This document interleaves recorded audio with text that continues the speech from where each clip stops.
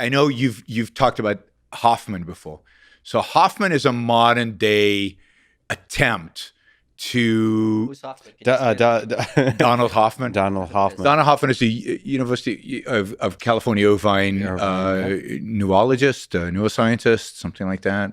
So I met him once, and we were at one of these conferences where you do a quick intro. You sit and you do a quick intro. His introduction was, I've just written a book that proves that evolution has conditioned us not to see reality.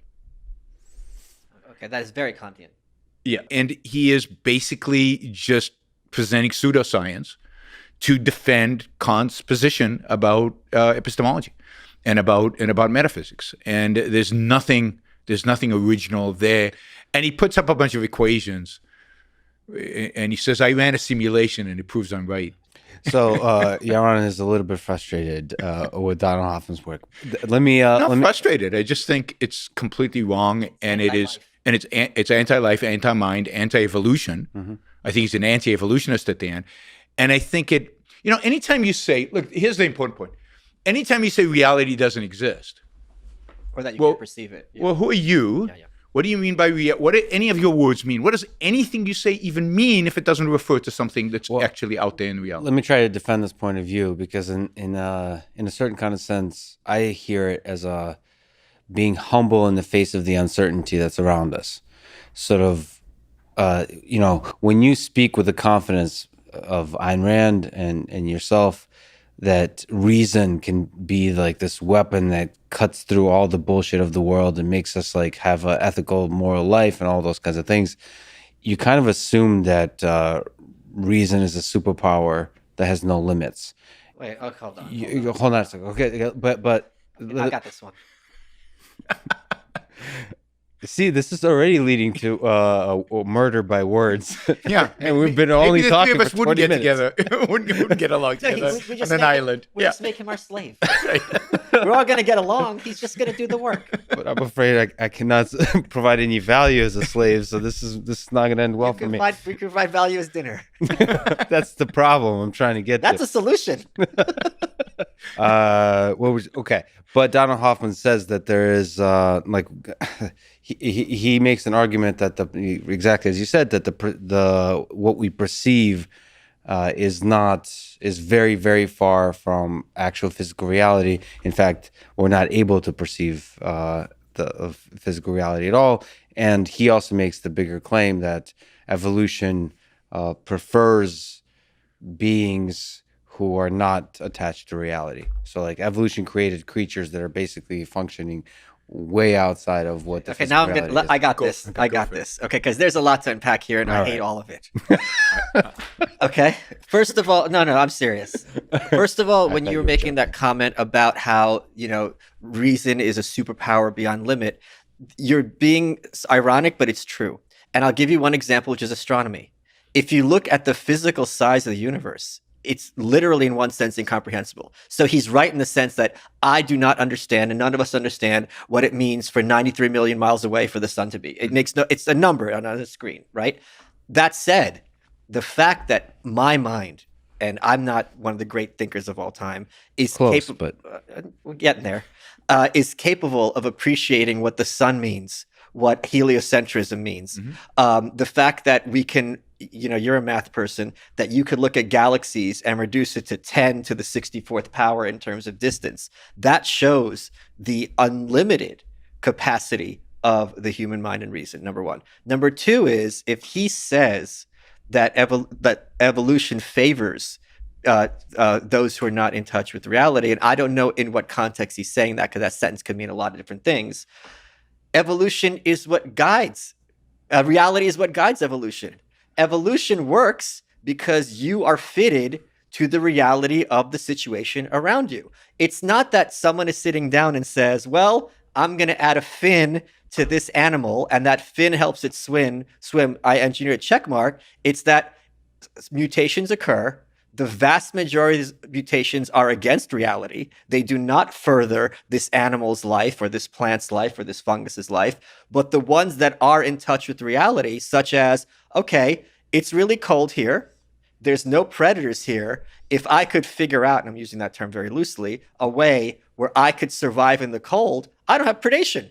It's really great. So the fact that unconsciously and mindlessly this process can force the mutation and evolution of the form precisely means that they're in touch with reality. Now, if he means the consciousness is not in touch with reality, that's another thing that I really hate. You're referring to the reality as like the biological reality of evolution, but all of that is based on many other layers of abstraction that ultimately has quantum mechanics underneath it all. And he's saying somewhere along the layers, you start to lose more and more and more attachment to the actual... Hold on, can I one more sentence? Sure. I despise the idea. I say despise, I'm not using this, I'm not joking. And the idea that the reality we don't live in is somehow more real than this. Yep. That is a very dangerous idea to say, well, quantum works in this way, and I'm sure he's correct, and none of us disagree with that. What we perceive, macro, works in a different way. Well, that's the real reality, and this is fake. Bullshit. Yeah, this is the real reality. That is a different type of a subset, but no one's living there. Well, and it's a subset. And humanity is the starting point. It's a subset that has to integrate with this world. There isn't two worlds, one in the quantum world and one here. They're integrated. Now, we might not have the scientific knowledge to know how they're integrated, but so what? We know that there's only one reality, and that's this one. He has this difference. He says evolution matches up to fitness, not to reality, and he creates this dichotomy between fitness and reality. But that's complete nonsense. There is no such thing as a concept of fitness outside of fitness to what? To reality. The fitness and reality are the same thing. They're not separate things. So the whole way he sets this up intellectually is wrong, I think, to some extent, dishonest, and certainly philosophically corrupt. And it's Kantian. Again, he's accepted Kant's ideas, and everybody pretty much has accepted Kant's ideas for the last 200 years, and they give it a different facade, and he's giving it an evolutionary facade. But it's just a facade for the same idea, and that is that somehow, because we have eyes, we cannot see, because the light waves are going through a medium, and that medium necessarily distorted. The medium changes the resolution at which you see, right? Like if I take off my glasses, I'm seeing it a little differently. But the thing is still there, and the thing is still there in the way I see it, because the handle, I'm grasping the handle and lifting the cup. That's not an illusion. That is a real cup. So do you think some things are more real than others? For example, money. There's a bunch of things that seem real. This is not an Animal Farm reference. Is this going to be about love? There's nothing as real as love, right, Lex? What is love? Love is a fundamental part of the quantum mechanics. Yes. No. No. Is there some things that are become reality because we humans, in a collective sense, believe it? You can't believe something collectively. Now, it doesn't become real. What does it mean to say something's real? That is, so love, for example, love's a good example, right? Love is an abstraction, right? It's not something I can touch. It's not something I can see, but it's certainly something you could feel. Well, it's something you can hit. Right? And we love differently. I don't think that's true. I think I'm just honest can't about hit it. Love. You can't, love is an abstraction. So is love real? Yes, it's real because I feel it. It's an existent, but it's not an existent in the same sense as this cup is. So, abstractions are real, but at the end of the day, all abstractions have to be able to be, reduced to actual concrete, so that you can either see. I really don't like criticizing someone whose work I haven't read secondhand. So I want to take this away from speaking about him personally, because I'm not familiar with his work. But he's a nice guy. That makes me like him. I met him. That makes him like him less. I think now you're back talking about fitness, evolutionary fitness. I think there's disingenuousness when we talk about the word real in terms of ideas are real versus the cup is real, and you try to switch back into between those two meanings, and it's a little bit of linguistic wordplay that is trying to force a point that's not accurate, in my opinion. Well, I think the issue is, and what he's challenging is, and what Kant is challenging is, do we know reality? And I think the answer is yes, we do. We know reality. We observe it. Now, do we know everything about reality? No, we can't, for example, sense what a bat senses as reality, right? A bat observes reality through, what is it? Sonar. Sound waves, right? Yeah. Through sonar, right? So it has a different sense, but it's the same reality. It's still a table. The bat's spatial relationship to the table is different than ours, but the object is still the same object. But how do you know that's true? Are you not just hoping that's true? But that's or what, assuming that's true? No, but that's what no means.